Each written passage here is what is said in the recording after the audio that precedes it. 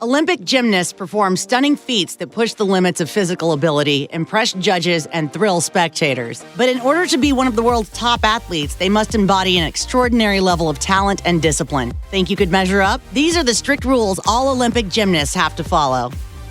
In competitive gymnastics, certain dangerous moves are formally banned, and performing one during a routine can mean big trouble. That's why competitors must stay away from moves like the Thomas Salto rollout, which left Yelena Mukina paralyzed when she landed on her chin before the 1980 Moscow Olympics. Athletes are also banned from the Corbett flip, which was performed by Olga Corbett at the 1972 Olympics. According to Flow Gymnastics, the skill is executed by standing on the high bar facing the low bar, jumping backward into the air, doing a back flip, re-grabbing the bar, and ultimately swinging towards the low bar. In 2016, Olympic gymnast Deepa Karmakar talked to BBC News about attempting another extreme move, the Pradunova, which 17 called a, quote, stunt so terrifying that only a handful of athletes have ever attempted it. Karmakar herself even admitted that with one wrong move, she could die on the spot. Meanwhile, gold medalist Simone Biles stays away from these banned moves altogether, as she proved in an interview with Vogue. Can you show me an illegal gymnastics move? I don't think so because it's illegal, so I've never tried one.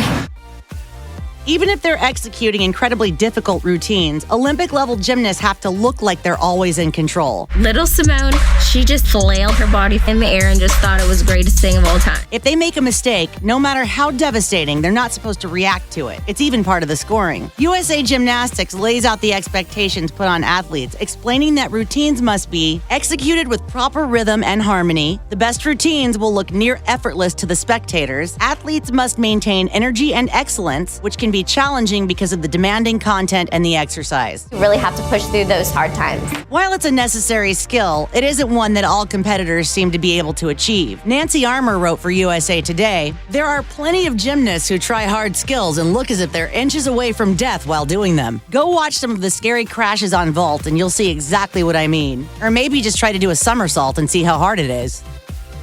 A gymnast's routine obviously needs to impress if the athlete has any hope of walking away with a medal. And that won't happen if the judges already know what they're about to see. Not to mention the fact that it would be disastrous if another competitor stole your best moves. Remember the chaotic circumstances in Bring It On when routines were stolen? It didn't go well.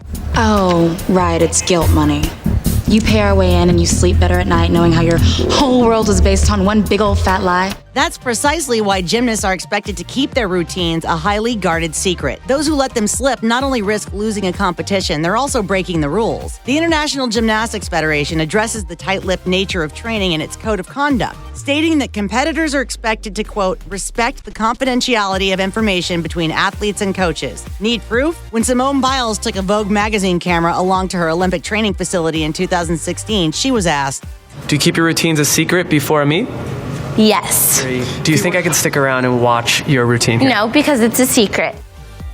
There's a reason why Olympic gymnasts always look pristinely put together when they're competing. According to Vogue, USA Gymnastics states that women gymnasts must be well-groomed in their appearance. Vogue explains that spectators can expect to see a parade of tight braids, buns, and ponytails, for example, because hair has to be pulled away from the face lest it obstruct views of an apparatus necessary for spotting precarious landings. Although there's no quantitative limit spelled out on bobby pins and elastic bands. I have to take Advil or something because I get a headache, like a hair headache, because I pull my hair back so tight. As for jewelry, competitors are only allowed to wear a single pair of stud earrings. Olympic gold medalist Nastya Lukin explained to People magazine, "You can only wear earrings, nothing else. It's not allowed. But also, you don't want to get in the way of anything that you're doing. Like when you're on the uneven bars, you can't be wearing a ring because you just can't." When it comes to whether you're allowed to wear polish on your fingernails, Lukin said, "It depends on what your head coach likes and what they don't like. I think something subtle was always good. I always had a light pink on my toenails and then nothing really on my fingernails."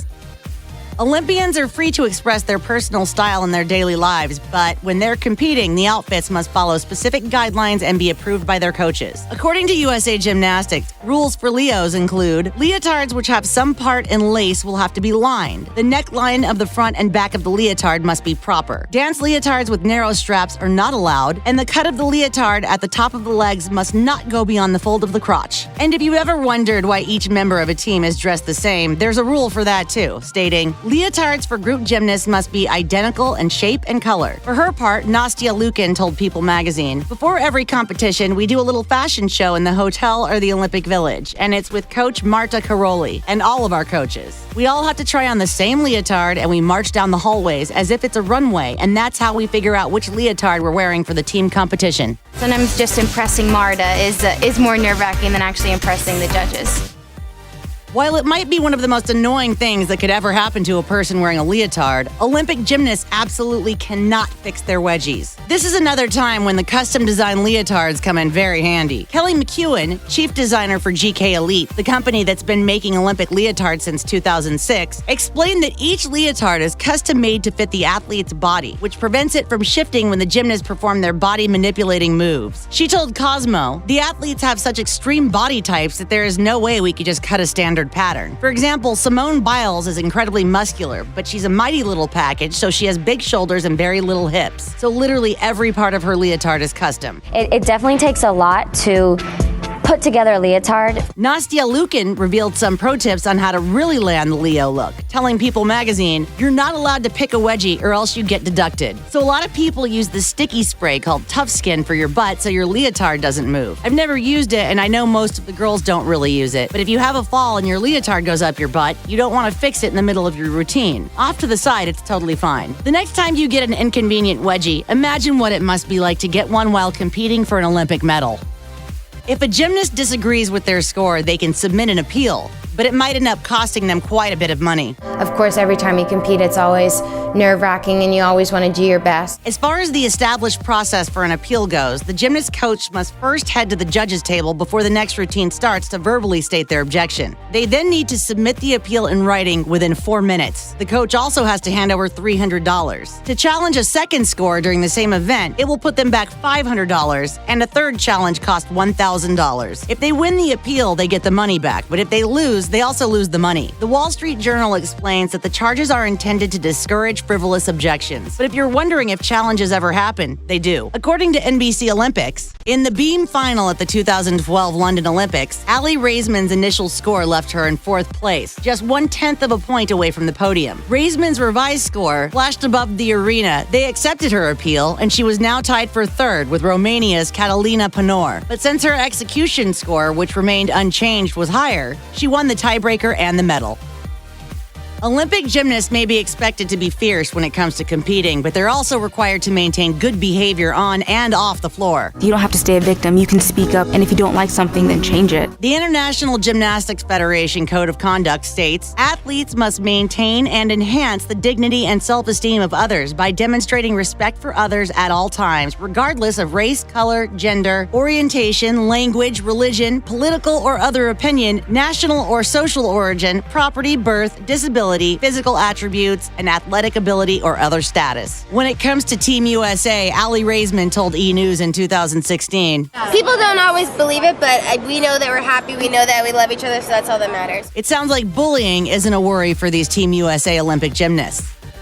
To be the best of the best, you have to train hard, really hard."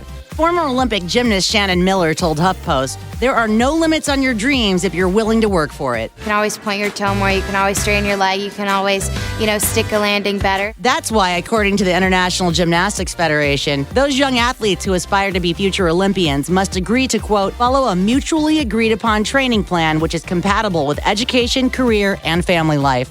Just focus on the ride, the enjoyment, the passion, and the love. In order to earn her spot on Team USA, Simone Biles trained about 32 hours a week, telling Women's Health about her daily routine in 2016. "In the morning, I usually get up between 7:40 a.m. and 7:45 a.m. I have practice from 9 a.m. to 12 p.m. I then head back to the gym from 3 p.m. to 6 p.m. and usually have more routines. After that, I either have therapy at the gym or at home and do it all again the next day." Years from now, 20 years from now maybe, I never want to think back and say, wow, I wish I would have tried. Revealing how she also cross-trains to achieve results, she added, "Last year we swam twice a week, almost a mile. I swore I was going to drown. It was so hard, and then we would run. And the year before that, we would bike 10 miles outside once a week. If we didn't bike, we would run a mile before practice, and as soon as we finished the mile, we'd have to go inside and do a beam routine. My legs were absolute jello."